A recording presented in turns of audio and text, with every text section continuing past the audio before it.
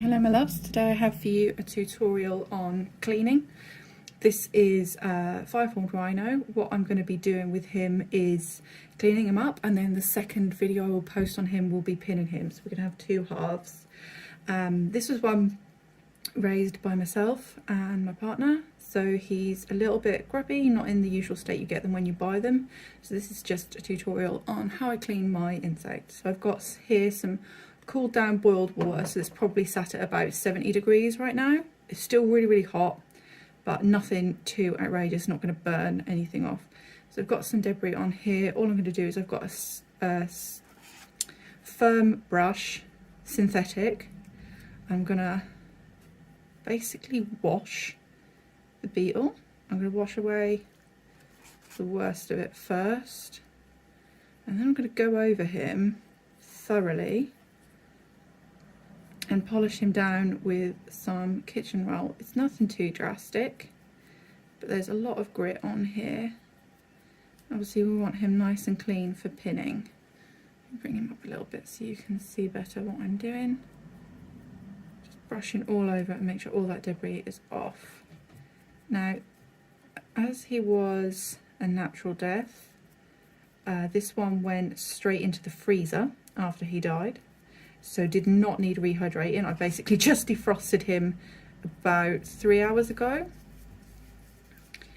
I will not be eviscerating him. I will just be cleaning and then thoroughly drying. As the weather's now a little bit warmer, he won't need full evisceration. Absolutely up to you. If you want to eviscerate beetles this size, you by all means can. I just won't be on this occasion. This is going into a commissioned collection that I have been asked to do. So I will be pinning and framing him up, but there's no immediate hurry to do that, so I've got plenty of time to dry him out. Just going to bring this up here so you can see. I'm just getting this brush into all the joints.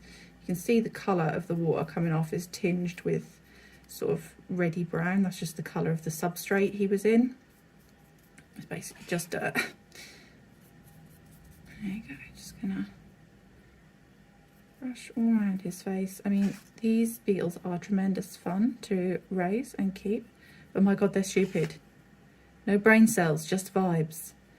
And yeah, he lived a lot longer than the female. We didn't get a lot of life out of her. We don't know exactly how old they were when we got them, so we didn't get a chance to breed them, sadly, as was the intention, because I wanted to have little baby larvae, but it wasn't meant to be. So we've just got this pair, which I say will be going into a commission I've got.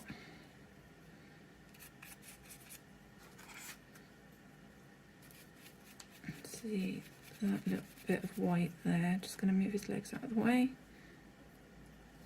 I'm hoping that's in frame. I've had to set the camera up at a slightly awkward angle. Oh yeah, there we go.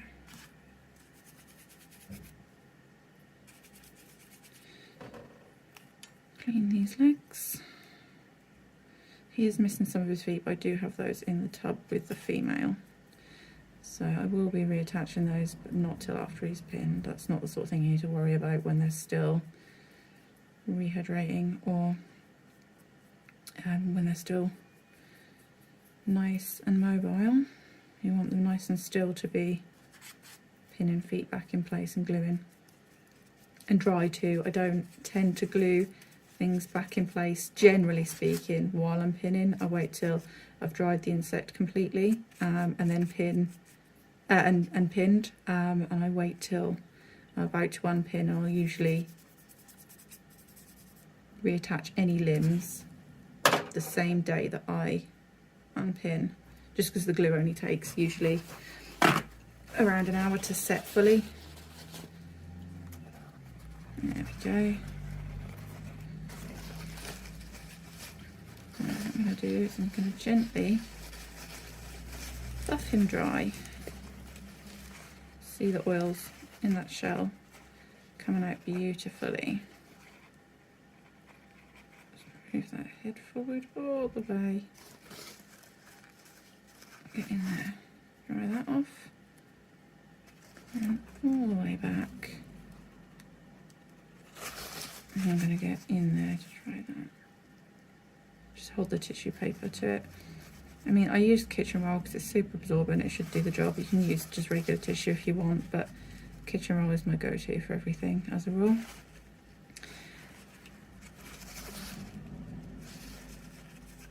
Dry under those legs.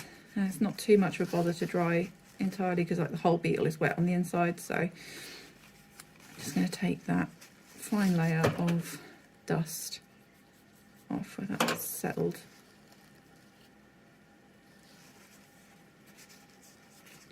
I know that I've moved him about. He's really, really mobile.